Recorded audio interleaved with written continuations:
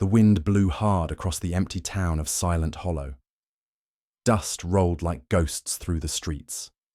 No birds sang, no dogs barked, no lights were on. It was as if the whole town stopped breathing years ago and forgot to start again. A man walked alone down the broken road. His boots cracked the silence with each step. He wore a long coat that flapped in the wind. His name was Elias Voss. He had seen many strange places, but this one was different. Even from far away, he could feel it. Silent Hollow was not just dead, it was left behind. Elias looked at the houses on both sides. Curtains still hung in the windows. A child's toy lay on the porch of one house. Food was still on the table inside, frozen in time like everything else. But there was no sign of fire, no blood, no bodies, just gone. No one ever came back here. But someone sent Elias a message. The letter was short. Something is still alive in that house. That house stood on top of the hill. Big, old, alone. Unlike the other homes, it didn't look broken or worn out. It looked untouched by time, like it was waiting. Elias reached the gate. It was open, as if inviting him in. He stepped onto the porch. The wood creaked under his feet. He pushed the door slowly. It moved without sound. Inside, dust floated in the air like snow. The room hadn't been touched in years, yet nothing seemed broken. Time felt stuck. He walked around carefully. A chair sat in front of a cold fireplace. A cup sat on a small table beside it, half full of something now dried and dark. In the hallway, photos hung on the walls, smiling faces. A family once lived here. He touched one frame. Cold, too cold for a normal home. He turned. Something shifted in the corner of the room. Nothing was there. He shook his head. Tiredness, maybe. Or nerves. He had heard stories before coming here. People said they tried to leave the town, but couldn't remember how. Some remembered running. Others woke up miles away, screaming. They all agreed on one thing. Everyone who went into the house never stayed. One ran faster than the rest. But why? Elias checked the living room again. On a shelf, an old book sat covered in dust. He opened it, hands shaky without reason. Names filled the pages, dates, drawings of shapes he did not know. At the end, a note was written in red ink. We tried. To stop it, we failed. If you are reading this, run. Elias swallowed hard. Behind him, the door shut. Slowly, quietly, by itself. He spun around. The hall behind him stretched longer than before. Deeper. He blinked. Was it always that long? He took a breath and forced himself forward. Fear was not new to him. He had faced things most people only dreamed of. But this was different. This house knew he was here. Outside, the wind grew louder. Trees bent like they were trying to listen. Elias found stairs leading up. He climbed. Each step creaked. Each turn showed more darkness. On the second floor, doors lined the hallway. One was slightly open. He pushed it gently. A child's room. Toys on the floor. Stuffed animals in the bed. A drawing taped to the wall. It showed a big black shape in the corner. Eyes watching. Underneath, in crayon, it read, "Don't let it see you sleep." Elias backed out fast. He needed answers. And somewhere inside this house, he would find them, even if they didn't want to be found. Elias stood still in the hallway, heart pounding. The child's drawing kept staring at him from the bedroom wall. A dark shape in the corner with glowing eyes. He stepped back and closed the door slowly. Nothing about this house felt right. He walked to the next room. Door was shut. He turned the handle. It stuck for a second, then gave way like it had been waiting. Inside, the room was empty. No furniture, no dust, just silence. But something was wrong. The air was colder than the rest of the house. His breath came out in small clouds.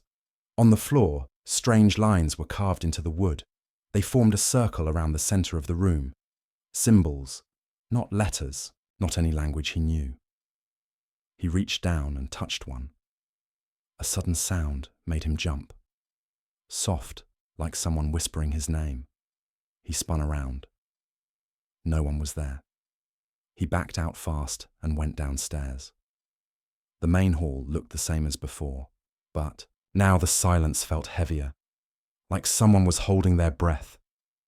In the living room, the photo frames had moved, just slightly. One picture now faced the wall. He blinked. Maybe he just remembered them wrong. He put the frame back and heard a laugh. Soft, childish, from upstairs. He ran up quickly, 2 steps at a time. The child's room was just like before, quiet, empty. But now the drawing was gone.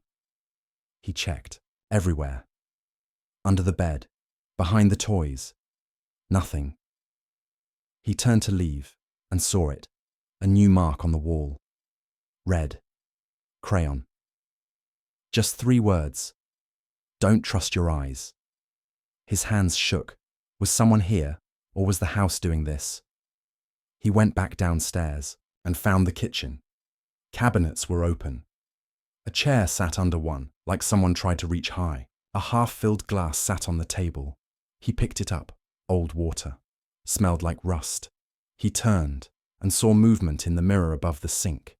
A face, not his, a woman, pale, eyes wide, lips moving. She said something, then she vanished. Elias dropped. The glass. It smashed on the floor. He stared at the mirror, empty. He took a deep breath and left the kitchen. Back in the hallway, he noticed something he hadn't before. The front door was closed. He didn't close it. He opened it. Outside, the wind was louder now, sky darker. He stepped outside for a moment, needing fresh air. When he came back in, everything had changed. The coat rack was gone. The photos on the wall were different. Even the smell was wrong.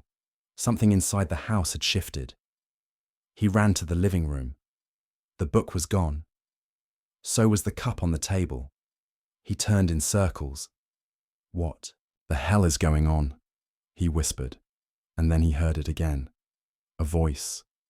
Not loud, not close, but clear. Why are you still here? He froze. It wasn't his voice. It wasn't anyone's voice. It was the house. Elias stood in the hallway, breathing fast. The house had changed again. He knew it for sure now. It wasn't just his mind playing tricks.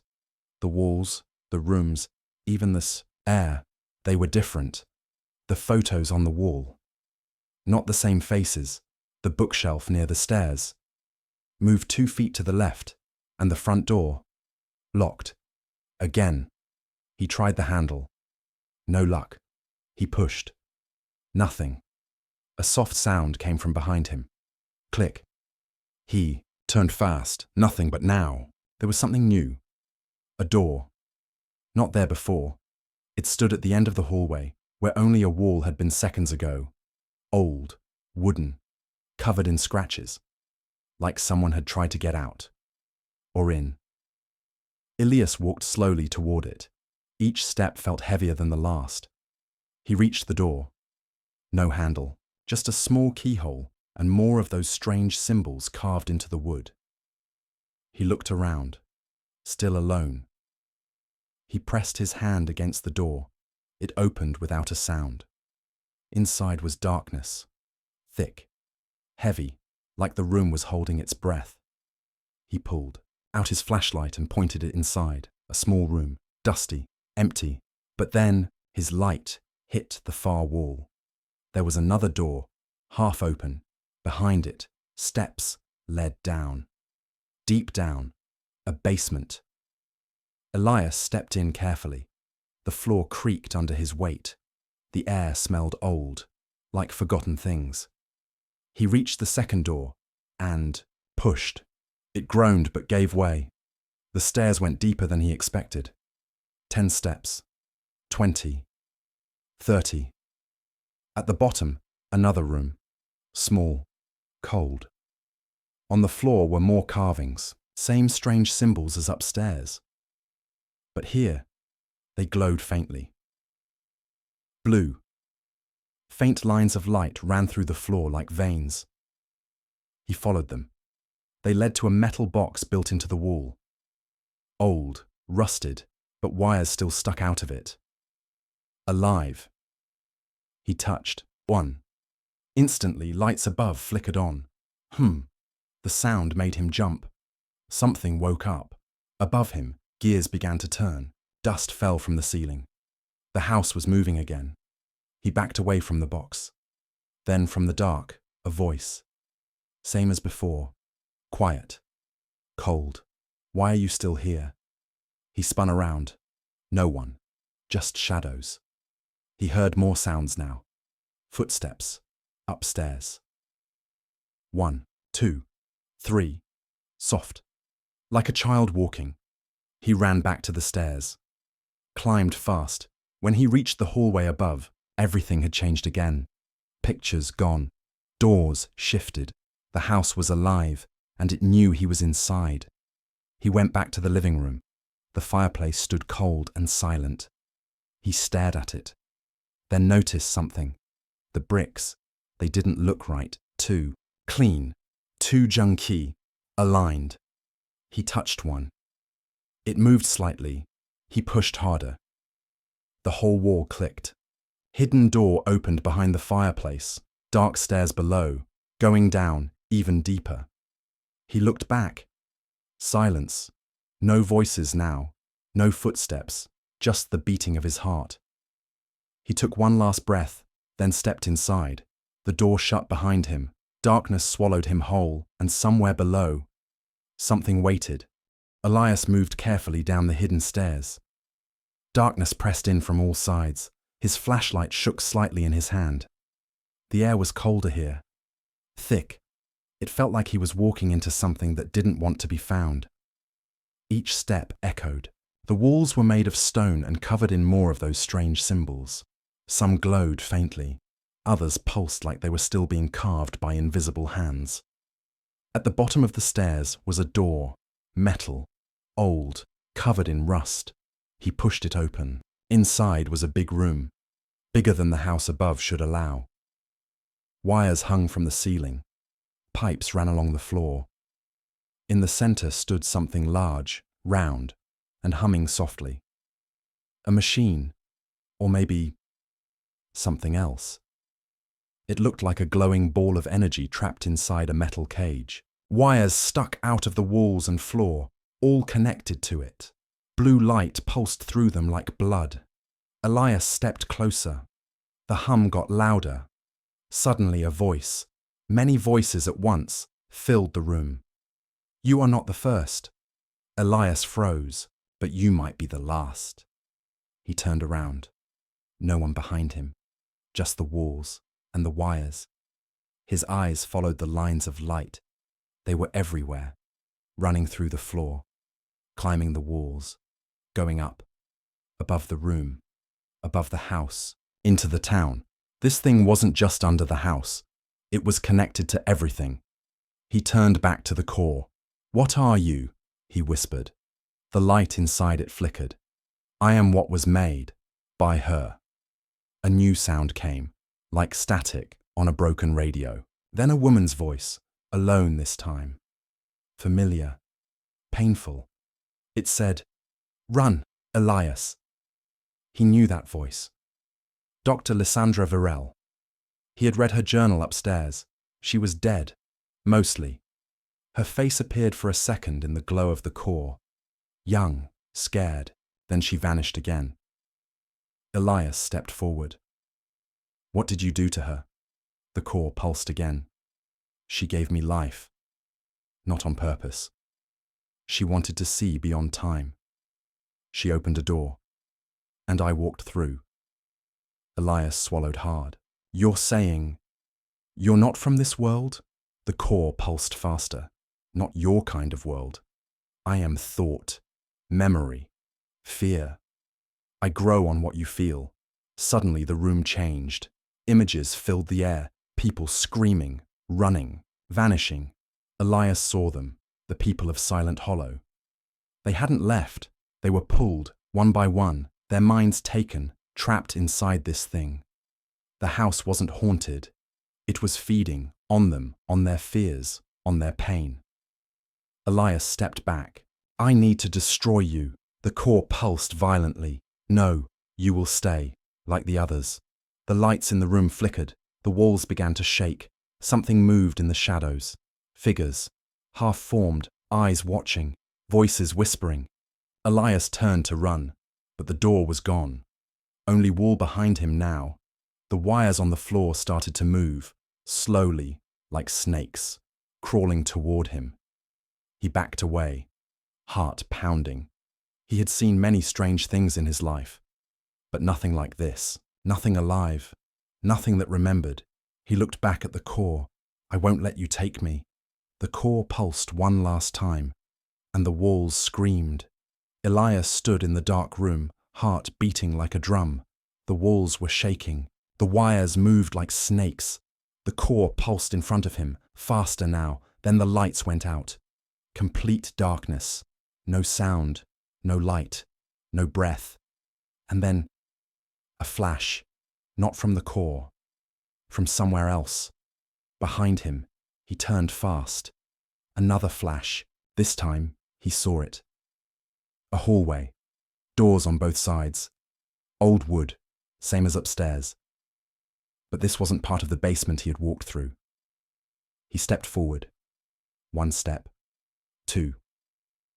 The door behind him vanished. No turning back. He kept going. At the end of the hall was another door. It opened before he touched it.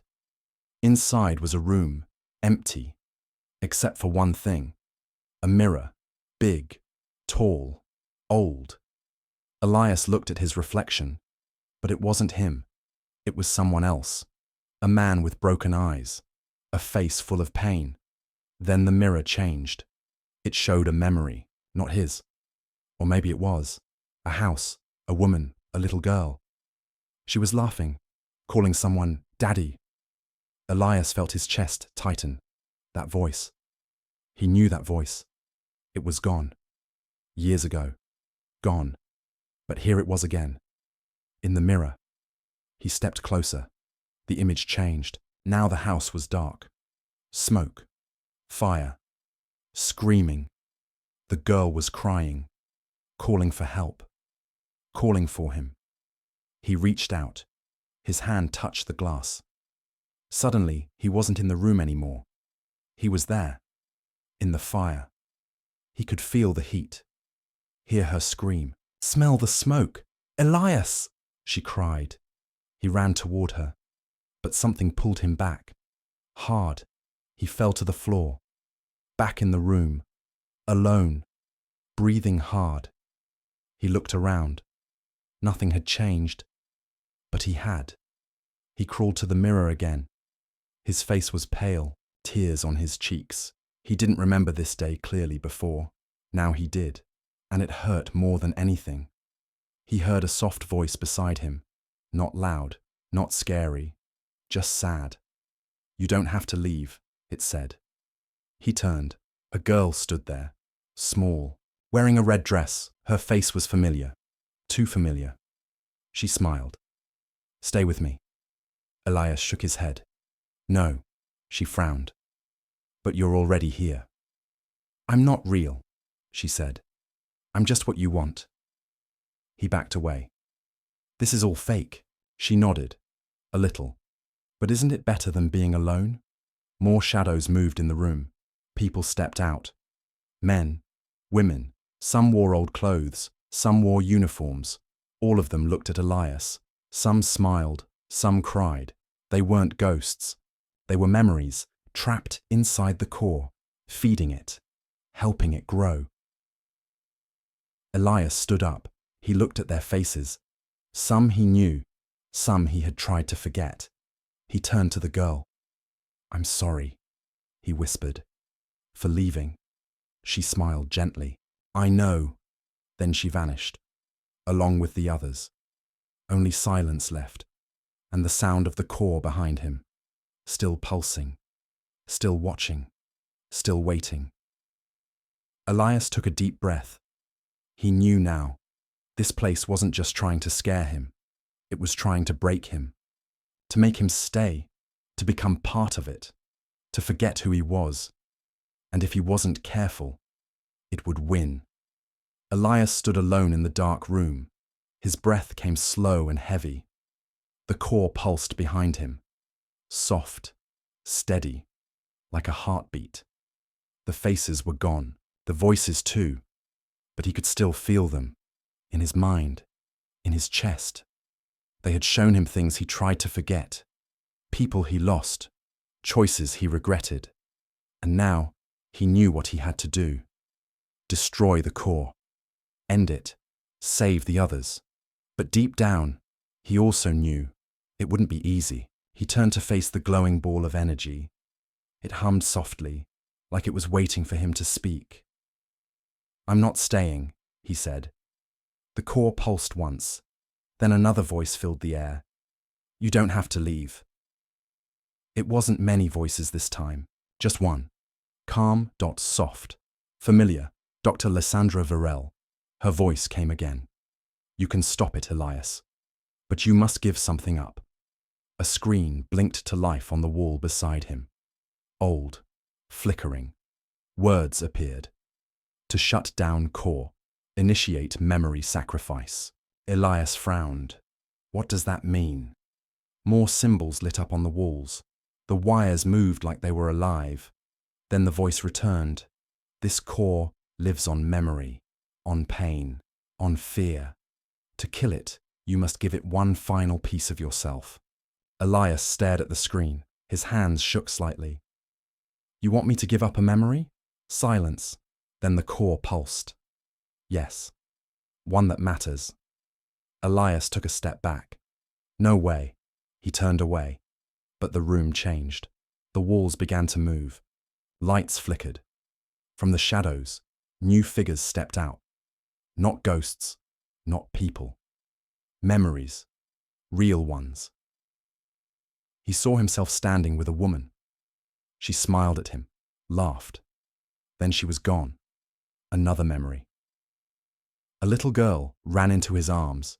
She hugged him tight, whispered in his ear, I love you, Daddy. That voice, that moment, gone from real life, but here again, so clear. He fell to his knees. No, the core pulsed faster. Choose. Give up your pain, or stay forever. Elias looked around. The walls were closing in. Shadows moved. Whispers grew louder. He didn't want to forget. Not her last words. But if he didn't, more would stay trapped. Forever. Like Dr. Varel, like the others. Like him. He closed his eyes. Tears fell. I'll do it. The room went silent. The core pulsed once, then again. Slower now, waiting. Elias whispered, Which memory? The screen changed. New message. Select memory to offer a list appeared. Names, places, moments. At the top, daughter, last words. He reached out, paused. His hand shook. He thought of her laugh, of her smile, of how she said goodbye. He couldn't let go, but he had to. For them. For everyone. He touched the name. The screen flashed red. Confirm? Yes, no. He swallowed hard. Yes. Suddenly, the room exploded with light. The core screamed. Not a human scream. 1,000 voices at once. Pain, fear, loss. The walls cracked. The floor shook. Wires snapped. The house fought back. But it was too late. The core knew. It had what it needed. And now, it was dying. Elias fell to the ground. Darkness pulled him under. His last thought, I remember you. But before he could finish, he forgot. The house was silent. Not the usual silence. This was final. Like it had stopped breathing. No lights, no hum, no voices in the walls. Elias lay on the cold floor of the basement. His eyes were open, but he didn't move for a long time.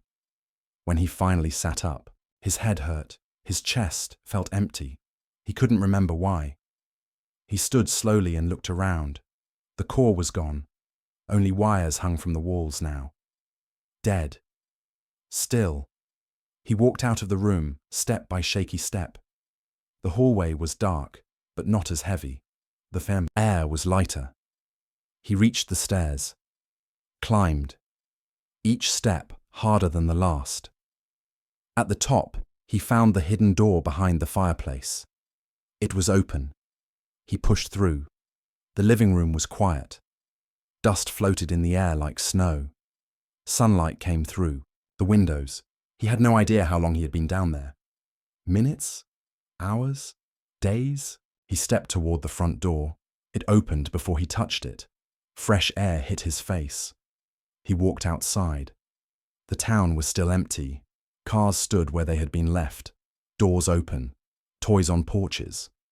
Time hadn't moved here, but something had changed. He could feel it, and so could the house. Elias turned back to look at it. Big old waiting. He swallowed hard, then he walked away. Down the hill, away from Silent, hollow. He didn't look back. Weeks passed, months. He tried to go back to his old life, but something was missing. He couldn't place it. There was a hole in his mind, a memory gone. He knew it once, loved it, but now, nothing. He kept moving, working jobs, helping people, trying to forget the house. But you don't just forget a place like that. One day, while passing through a small city, he got a message from someone he didn't know. It said, "I saw a face in the window of that house. It looked just like you. Are you alive?" Elias read it again, and again. He stared at the screen, heartbeat slow. Then he looked out the window. The sun was setting. Red light filled the sky. He whispered to himself, "I didn't stay. I gave it everything. I left." But deep inside, he wasn't sure if that was true anymore, because somewhere, far behind him, in the dark and silent town of Silent Hollow, the house groaned softly, like it had just woken up. Again, and in one upstairs window, a shadow moved. A face looked out, smiling with Elias's eyes.